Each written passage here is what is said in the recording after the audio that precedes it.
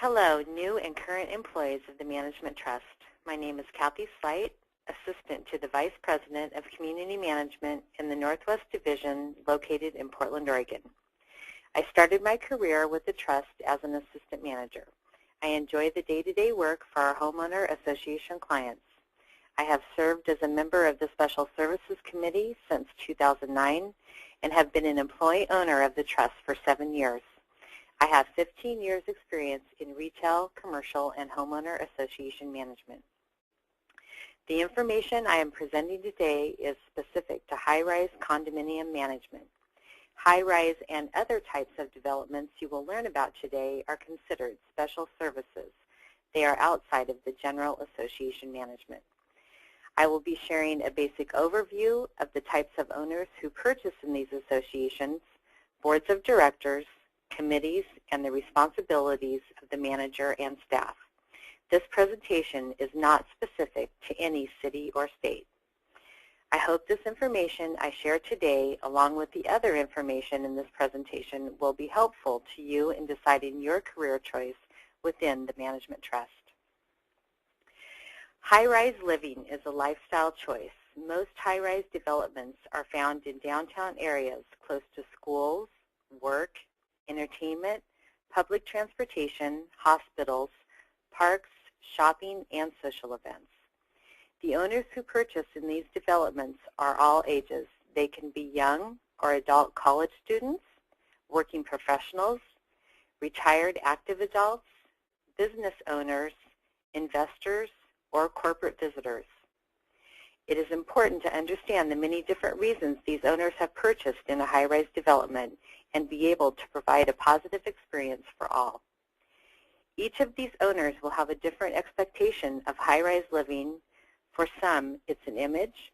For others, it might be about choosing a greener lifestyle, a smaller footprint, but for most, it is access to the city and all it has to offer.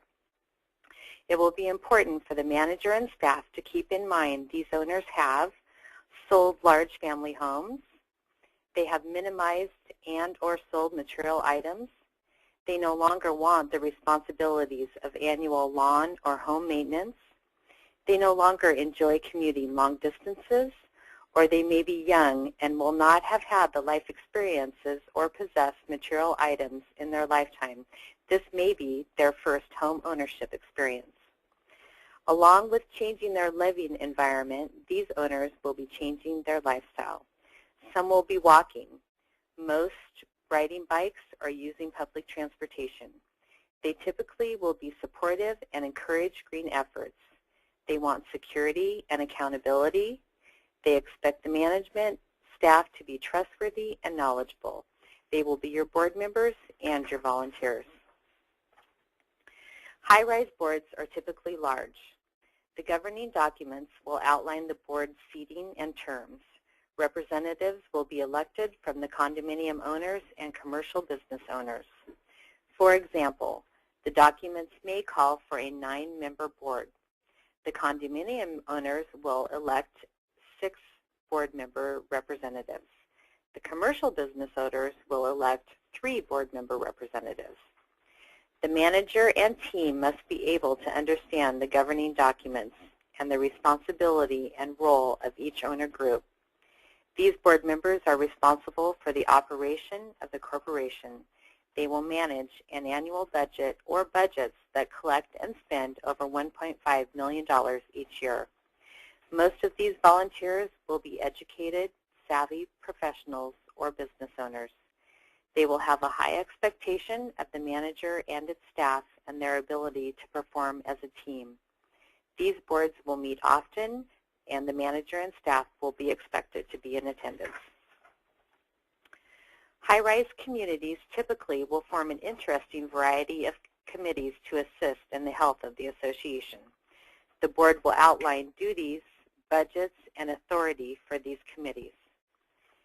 Committee members will be responsible for meeting and reporting at each board meeting.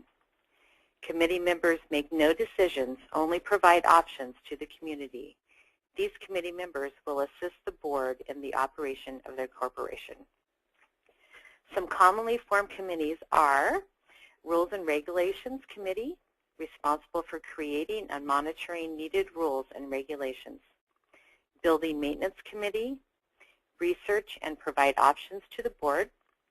Architectural Review Committee will review and render decisions on any owner modification request. Security Committee will establish security guidelines for owners to follow. Social Committee will plan community social events.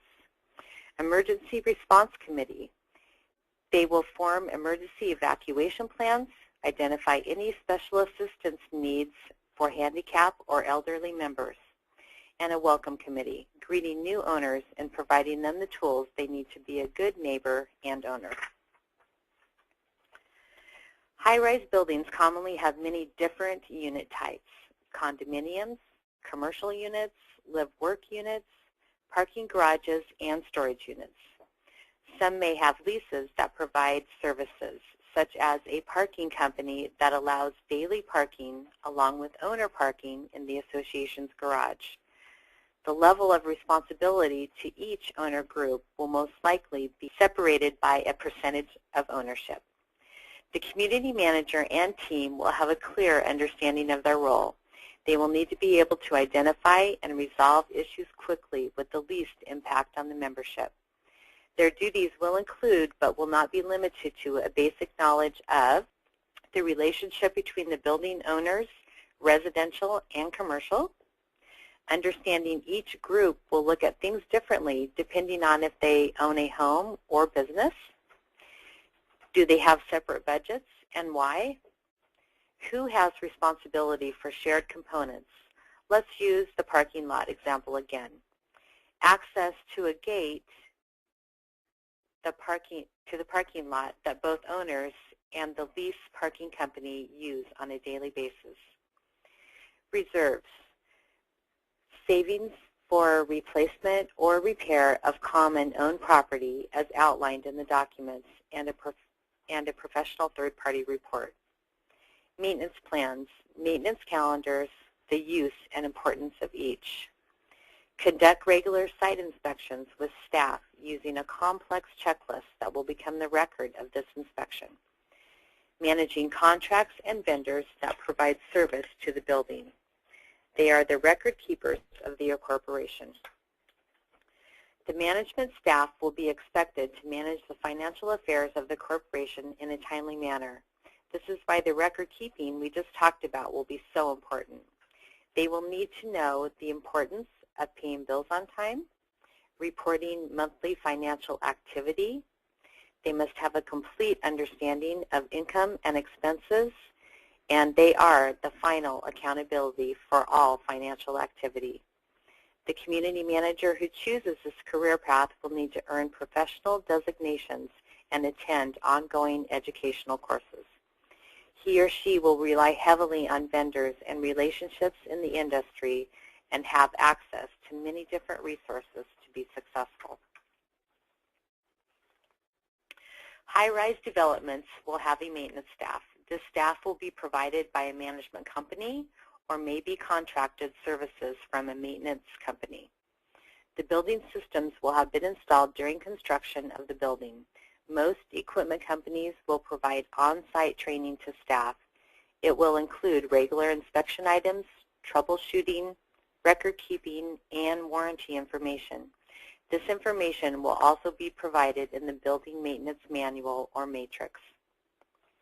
Maintenance items that you would most often see in a high-rise are elevators, heating and air conditioning systems, fire life safety monitoring systems and equipment, sprinkler systems, garage gates, loading docks, shut-off valves, generators, and fuel storage tanks.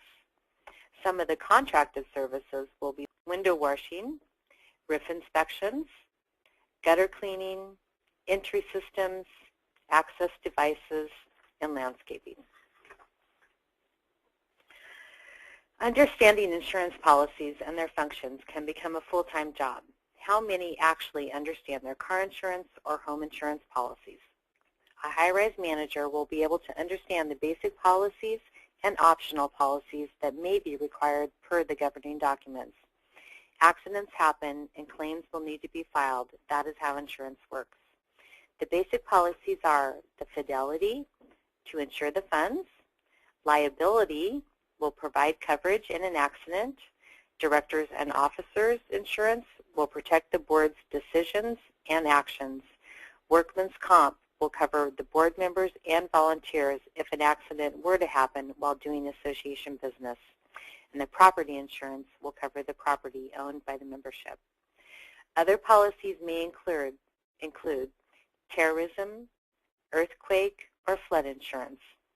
A good association manager will understand and recommend the board save for deductibles, identify any coverage overlap, and eliminate unnecessary insurance for the owner's units and the association property.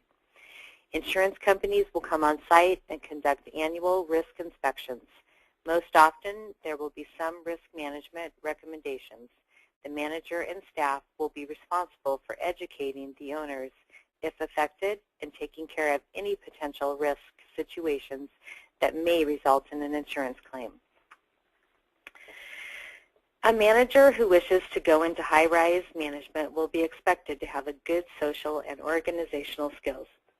They will need to develop and maintain good relationships with owners, vendors, and staff, creating a positive team environment where owners and staff enjoy working together.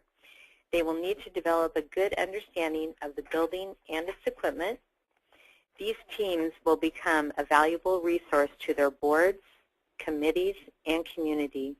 They will be highly respected by their peers and may even be a role model for a new or current employee that is planning their career path with the Management Trust family. Good luck to you. We stand by our word of connecting people to the promise. This is not only for our clients, but for our employees as well.